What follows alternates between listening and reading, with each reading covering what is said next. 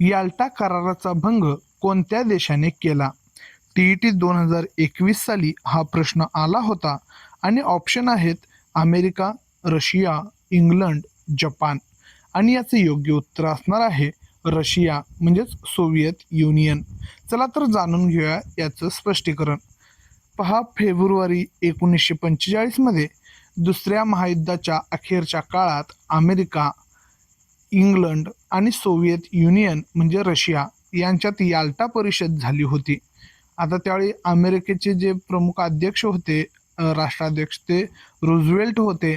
इंग्लंडचे जे पंतप्रधान होते ते चर्चिल होते आणि सोव्हिएत युनियनचे किंवा रशियाचे स्टालिन होते. आता यांच्यामध्ये याल्टा परिषद झाली होती आणि या करारानुसार युद्धानंतर पूर्व अमेरिकेमधील देशांमध्ये लोकशाही पद्धतीने मुक्त निवडणुका घेण्याचे ठरले होते. परंतु स्टालिनने म्हणजेच रशियाने या कराराचा भंग करून पोलंड आणि इतर पूर्व युरोपीय देशांमध्ये स्वतःच्या प्रभावाखाली कम्युनिस्ट सरकारे स्थापन केली. याच कारणामुळे पुढे अमेरिका आणि रशिया यांच्यामध्ये शीतयुद्ध चालू झाल्याचं दिसून येतं.